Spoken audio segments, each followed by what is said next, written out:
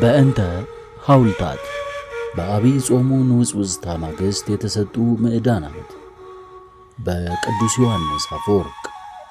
ትርጉም ገብረ እግዚአብሔር ኪደ። ክፍለ ትምህርት 8። ቀኑም በመሸ ጊዜ እግዚአብሔር በገነት ይመላለስ ነበር በሚለው ኃይለ ቃል መነሻነት የተሰጠ ተግሣጽ። ይህ ክፍለ ትምህርት መጋቢት 8 ቀን ቅዳሜ ላይ የተሰጠ ሲሆን በዘፍጥረት ምዕራፍ 3 ቁጥር 8 ባለው ኃይለ ቃል መነሻነት ኃጥአን ሁልጊዜ ድንጉጦችና ፈሪዎች እንደሆኑ፣ ጻድቃን ግን ምንም እንደማያስፈራቸው ተብራርቶበታል። በመጨረሻም እንደተለመደ ከመሐላ ስለ መራቅ ተግሣጽ ቀርቧል።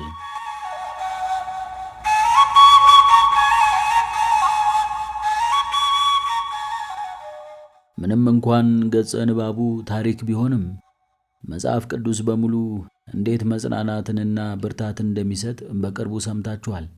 ለምሳሌ በመጀመሪያ እግዚአብሔር ሰማይንና ምድርን ፈጠረ የሚለው ኃይለ ቃል ታሪካዊ ገለጻ ነው። ነገር ግን አስቀድመን እንደተመለከትነው ይህ አረፍተ ነገር መጽናናትን ያረገዘ ኃይለ ቃል ነው። በውስጡ ምን እንደቋጠረ ለአብነት ያህል ብንጠቅስ እንኳን እግዚአብሔር ባህሩንም የብሱንም በመዘርጋት ከላይ 2 ታላላቅ ብርሃናትን ማለትም ፀሐይንና ጨረቃን በማብራት አንዱን እንድንሰራበት ሌላኛውንም እንድናርፍበት ብሎ 2 ክፍላተ ጊዜያትን ማለትም መዓልትንና ሌሊትን በመወሰን እጥፍ ድርብ ማዕድ እንዳዘጋጀልን ያስረዳል። በሌሊት ከመዓልቱ በማይተናነስ መልኩ ጥቅም ይሰጠናል።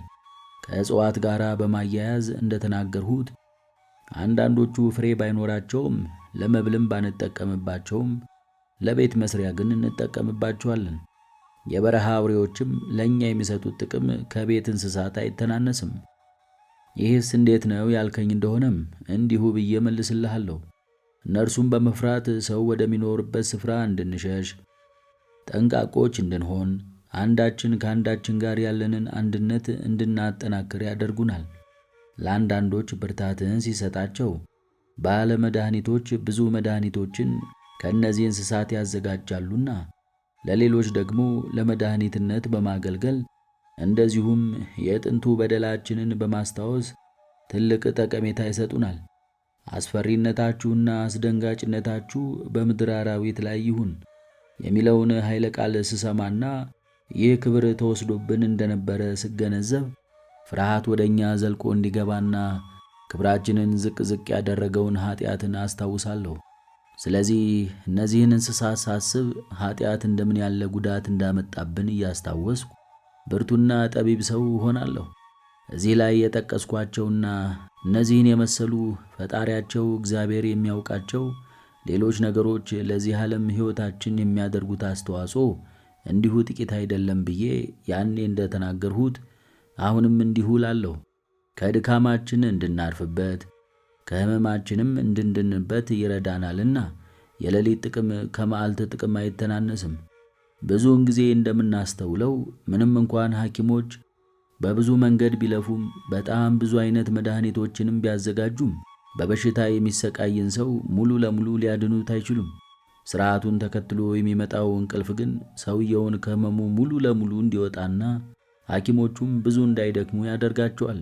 ሌሊትም እንዲሁ የድካም መድኃኒት ብቻ ሳይሆን የተጨነቀን ልብ እረፍትን በመስጠት የአእምሮ ሕመም መድኃኒትም ነው። ብዙውን ጊዜ እንደምናስተውለው ልጁን በሞተ ሥጋ ያጣ ሰው ያዝናል፣ ይተክዛልም። ቁጥር የሌላቸው አጽናኞች ሊያጽናኑትም ቢሞክሩም ከለቅሶውና ከሐዘኑ ሊያወጡት አይችሉም። ሌሊት ሲመጣ ግን በእንቅልፍ ኃይል ተሸንፎ ሽፋሽፍቶቹን ከድኖ ይተኛል። በመዓልት ካገኘው ጉስቁልና ጥቂት ፋታን ያገኛል። አሁን እነዚህን ነገሮች እንድናነሳ ምክንያት ወደ ሆነን ጉዳይ እንሄድ ብዬ ማልዳችኋለሁ። እናንተም ይህንን በተነሳሳ ልቦና እየጠበቃችሁ እንደሆነ እያንዳንዳችሁ ለምን ይህ መጽሐፍ ገና ከጥንቱ አንስቶ እንዳልተሰጠ ለማወቅ እንደጓጓችሁ በደንብ አውቃለሁ። ነገር ግን አሁንም ቢሆን ጊዜው ይህ ሐሳብ እንድንማማር የማይፈቅድ እንደሆነ አያለሁ። ወደ ሳምንቱ መገባደጃ እየደረስን ነውና እኔም ላንጨርሰው መነካካቱን እፈራለሁና ሐሳቡን ለማብራራት ብዙ ተከታታይ ቀናትንና ርዕሰ ጉዳዩን በጊዜ ማስታወስ ስለሚያስፈልገን አሁን ወደ ሌላ ጊዜ ልናስተላልፈው ይገባናል። ነገር ግን ይህንን እንደ ጉድለት አትውሰዱት፣ በእርግጠኝነት ከነወለዱ እንከፍላችኋለንና። ያም ለእናንተ ብቻ ሳይሆን ዕዳውን ለምንከፍል ለእኛም የተሻለ ነው። አሁን ግን ትናንት በጀመርነው ሐሳብ ላይ እንነጋገር። ትናንት የጀመርነው ሐሳብስ ምን ነበር? ቀኑም በመሸ ጊዜ እግዚአብሔር በገነት መካከል ይመላለስ ነበር የሚለው ነው። እጠይቃችኋለሁ፣ እግዚአብሔር ይመላለስ ነበር ሲል ምን ማለት ነው? እግዚአብሔር በዚያ ስለተመላለሰ አይደለም። በቦታ የማይወሰን እርሱስ እንዴት ተመላለሰ ተብሎ ሊነገርለት ይችላል? ነገር ግን አዳም ክብሩን እንዲጠብቅ፣ እንዝህላልነቱን እንዲያስወግድ፣ በመሸሽና ራሱን በመደበቅ ፍርድ ሳይተላለፍበት እርሱ ራሱ አስቀድሞ ይቅርታ እንዲጠይቅ ብሎ አስቦ እንዲመላለስ ሆኖ ታየው ማለት ነው። ወደ ፍርድ ወንበር የሚወስዱ ሰዎች በበደሏቸው በደሎች የሚመጣባቸውን ክስ አምነው እንዲቀበሉ አስበው ከከሳሾቻቸው ዘንድ አስቀድመው ራሳቸውን በማቅ በሐዘንና በኀፍረት ሆነው በማቅረባቸው ከከሳሾቻቸው ቸርነትን፣ ምሕረትንና ይቅርታን እንዲያደርጉላቸው እንደሚያደርጉ ሁሉ በአዳም የሆነውም እንደዚህ ነው። አዳም ወደ እግዚአብሔር የፍርድ ወንበር እንዲሆኖ መቅረቡ አስፈላጊ ነበርና፣ ስለዚህ እግዚአብሔር አስቀድሞ እንዲሆኖ ታየው፣ ራሱንም ዝቅ ዝቅ እንዲያደርግ አደረገው። እሺ አዳምስ ኮቴ ሰማ፣ ነገር ግን እግዚአብሔር መሆኑን እንዴት ሊያውቅ ቻለ? ኀጢአትን የሠሩ ሰዎች የተለመደው ጠባያቸው እንደዚህ ነዋ። ሁሉንም ነገር ይጠራጠራሉ፣ ጥላ አይተው ይንቀጠቀጣሉ፣ በእያንዳንዷ ኮሽታ ይርዳሉ። ሁሉም ሰው እነርሱን ለመጉዳት እየመጣ እንደሆነ ያስባሉ። እንዲህም ስለሆነ ብዙውን ጊዜ በደለኞች ሌሎች ሰዎች በሌላ ጉዳያቸው ሲሯሯጡ ሲመለከቱ እነርሱን ለመጉዳት እየመጡ እንደሆነ አድርገው ያስባሉ። ሌሎች ሰዎች ቁጭ ብለው በራሳቸው ርዕሰ ጉዳይ ላይ ቢጨዋወቱም የበደሉትን በደል የሚያውቁ እነዚህ ሰዎች ግን እነዚያ ሰዎች ስለ እነርሱ እያወሩ እንደሆነ አድርገው ይገምታሉ። የኀጢአት ጠባይ እንደዚህ ነውና እንዲህ አድርገሃል ያለው ሳይኖር በደለኛውን ታጋልጣለች። ማንም የሚወቅሰው ሳይኖር ኀጢአተኛውን ትክሷለች። በጻድቁ ሰው ተቃራኒው እንደሆነው እርሷ ግን ኀጥኡን ድንጉጥና እንዲሁ በኮሽታ የሚርበተበት ታደርገዋለች። መጽሐፍ ቅዱስም ቢሆን የኀጥኣኑን ድንጉጥነትና የጻድቁን ድፍረት እንዴት እንደሚገልጸው አድምጡ። ረሲ ጎይ እንዘ አልቦ ዘይዴግኖ፣ ኀጥእ ማንም ሳያሳድደው ይሸሻል። መጽሐፈ ምሳሌ ምዕራፍ 28 ቁጥር 1። ማንም ሳያሳድደውስ እንዴት ይሸሻል? በውስጡ የሚገፋው ነገር ማለትም የሕሊና ዳኛ ያለውና ይህንንም ወደ የትም ቦታ ይዞ የሚሄድ ሰው ከራሱ ወደ የትም ሊሸሽ በውስጡ ካለው ዳኛም ወደ የትም ሊያመልጥ ስለማይችል ይልቁንም የትም ቢሄድ በዚህ ዳኛ ስለሚገረፍ የማይድንም ቁስል ስላለው ነው። ጻድቁ ሰው ግን እንዲህ አይደለም። ታዲያ እንዴት ነው? እንዲህ የተባለውን አድምጡ። ጻድቁ ግን እንደ አንበሳ ተማምኖ ይኖራል። ኤልያስ እንዲህ አይነት ሰው ነበር። ለምሳሌ ንጉሥ ወደ እርሱ እየመጣ እንደሆነ በተመለከተና ንጉሡ እስራኤልን የምትገለባብጠው ለምንድን ነው ባለው ጊዜ እንዲህ ስል መልሶለታል። አንተና የአባትህ ቤት ናችሁ እንጂ እኔስ እስራኤልን አልገለባብጥም። በእርግጥም ጻድቅ ሰው እንደ አንበሳ ደፋር ነውና ልክ አንበሳ ባለቤት በሌለው ከርታታ ውሻ ፊት እንደሚቆም ሆኖ ኤልያስ በንጉሡ በአክዓብ ፊት ቆመ። ምንም እንኳን አክዓብ ልብሰ መንግሥት ሌላኛውም አጸፍ የለበሰ ቢሆኑም አጸፉ ግን ከሁለቱም ይልቅ እጅግ የከበረ ነበር። ልብሰ መንግሥቱ እጅግ የከፋ ረሃብን ሲያመጣ፣ አጽፉ ግን ከዚህ ጥፋት አርነት አወጣቸው። ፈለገ ዮርዳኖስን ከፈለ። ኤልሳዕ የኤልያስ 2 እጥፍ እንዲሆን አደረገው። ኦ የቅዱሳን ምግባራቸው እንደምን ታላቅ ነው! ቃላቸው ብቻ አይደለም፣ ሰውነታቸው ብቻም አይደለም፣ ልብሶቻቸውም እንኳን ሳይቀር በፍጥረት ሁሉ ዘንድ እጅግ የተወደዱ የከበሩ ናቸው። የኤልያስ አጽፍ ፈለገ ዮርዳኖስን ለ2 ከፈለው። የ3 ደቂቅ ጫማ እሳቱን ቀጠቀጠው። የኤልሳዕ ቃል ውሃውን ለወጠው፣ ብረቱ እንዲንሳፈፍ አደረገው። በትረ ሙሴ ባሕረ ኤርትራን ከፈለው፣ አለቱንም ሰነጠቀው። የቅዱስ ጳውሎስ ልብስ ደዌያትን አራቀ። የቅዱስ ጴጥሮስ ጥላ ሞትን አሳደደ።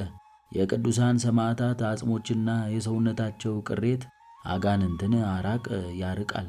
ቅዱሳን ሁሉንም ነገር በሥልጣን እንደሚያደርጉት ኤልያስም እንዲህ አደረገ። የንጉሡን ዘውድ ወይም አፋዊ ግርማ ሞገሱን አልተመለከተም። ከዚህ ይልቅ ከየትኛውም ወንጀለኛ ይልቅ በተንኮል፣ በርኩሰት፣ በጸያፍና በሌላ እጅግ ክፉ ነገር የተሞላችውን ልቡን ተመለከተ እንጂ የፍትወቱ ምርኮኛና ባሪያ እንደሆነ አይቶ ኃይሉን ናቀው። ምንም እንኳን ንጉሥን የሚያይ ቢመስልም ንጉሥ የሚመስለን እንጂ እውነተኛ ንጉሥን አልነበረም።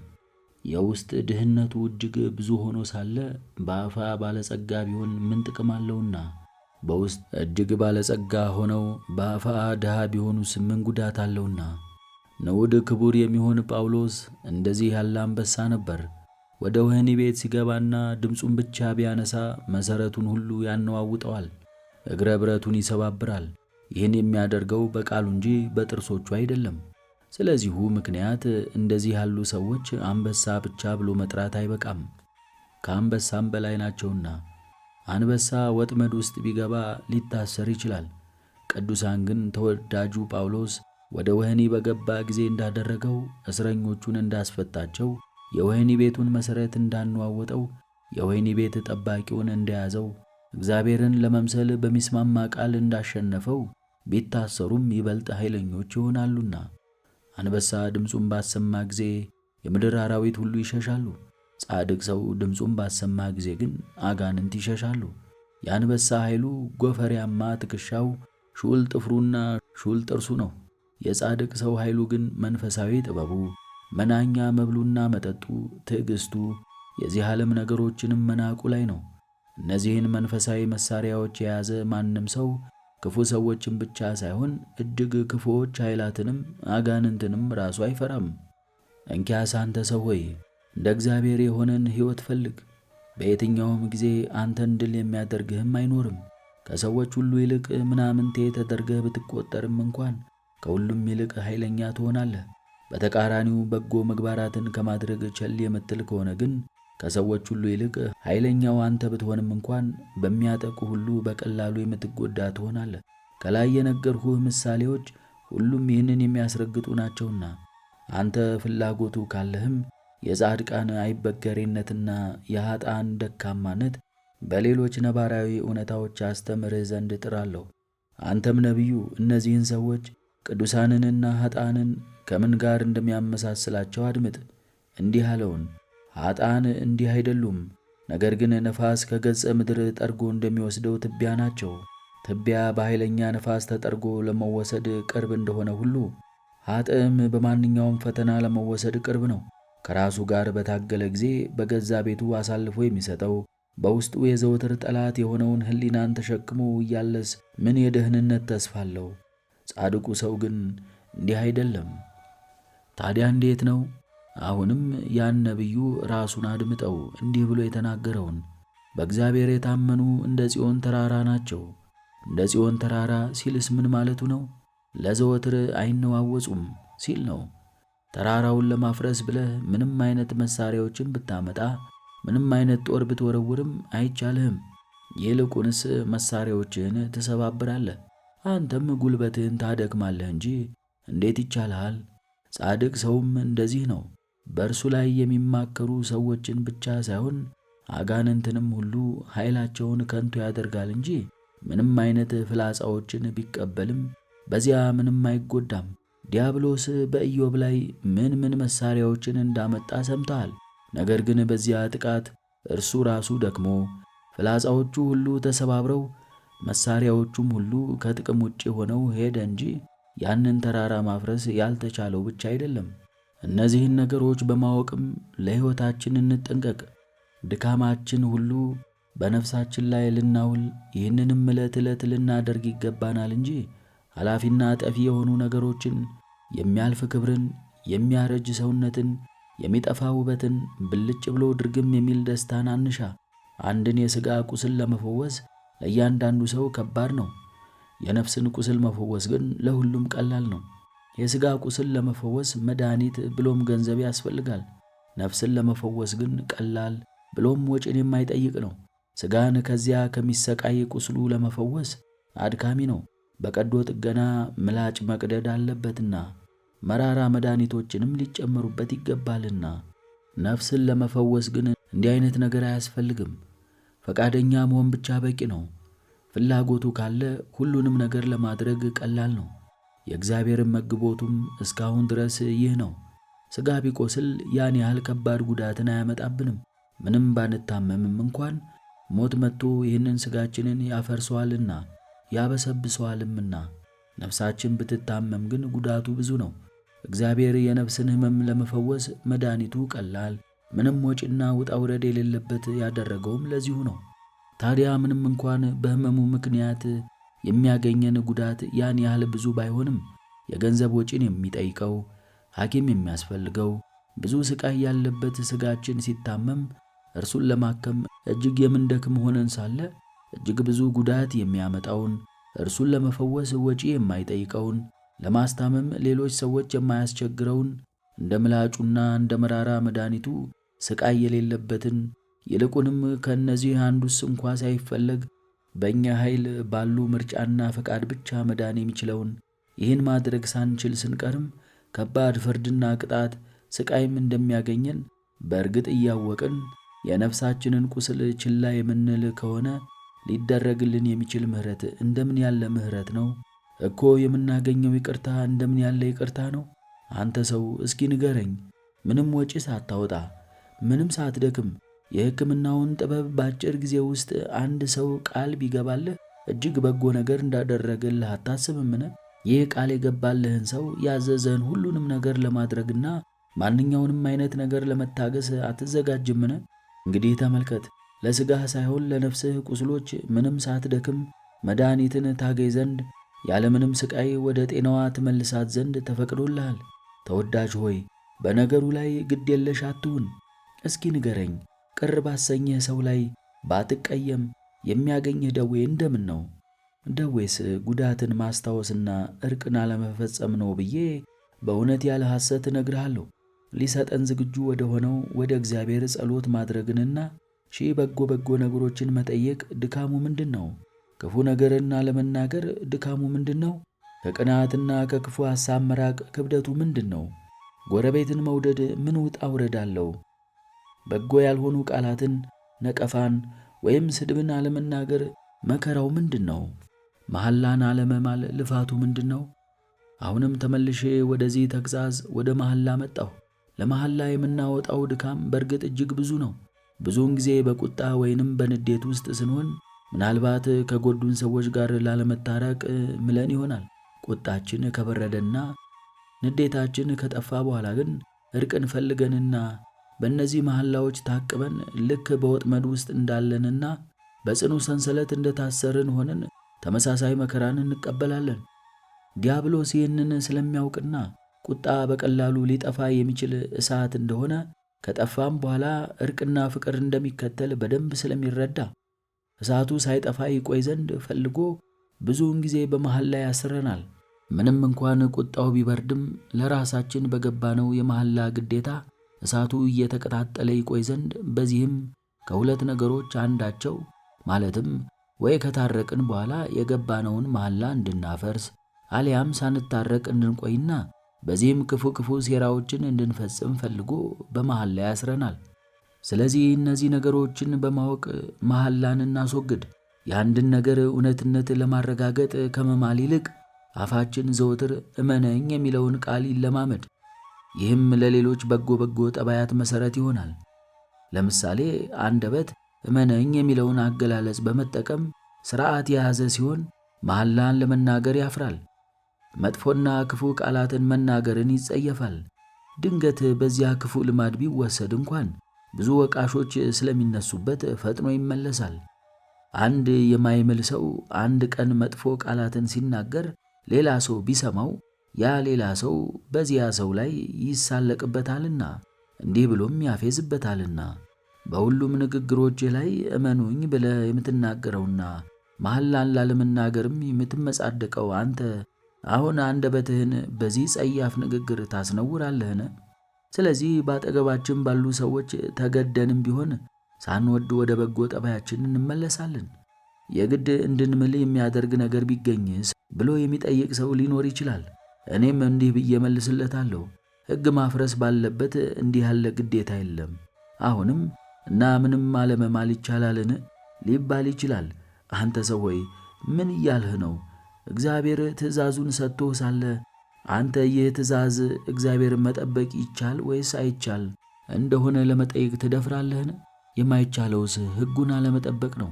እኔም አሁን ካለው ሁኔታ ተነስቼ ካለመማል ይልቅ መማል ይከብዳል ብዬ በእውነት ያለ ሐሰት ልነግርህ እወዳለሁ። እስኪ ተመልከት፣ የከተማይቱ ነዋሪዎች ወርቅ ግብር እንዲከፍሉ ታዘው ነበር።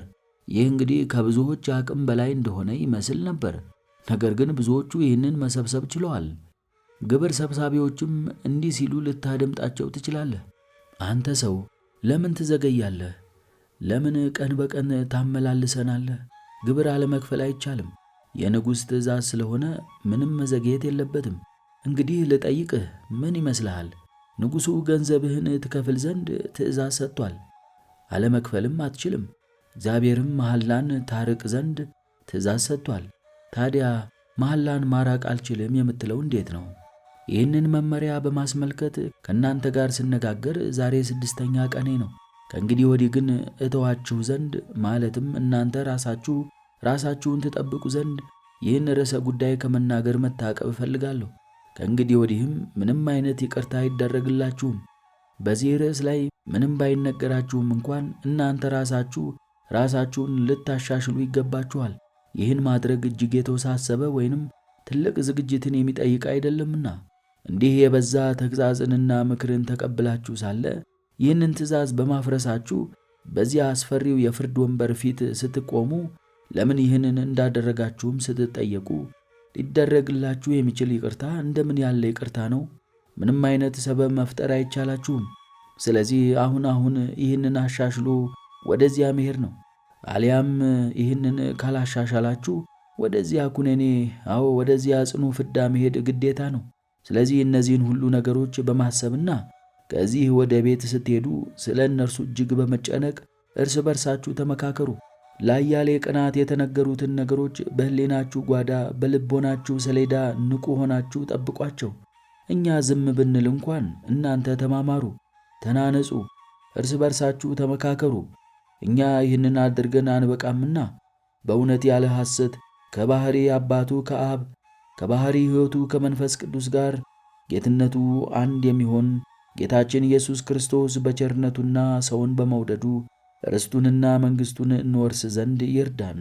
ይእዜኒ ወዘልፈኒ ወለዓለመ ዓለም አሜን።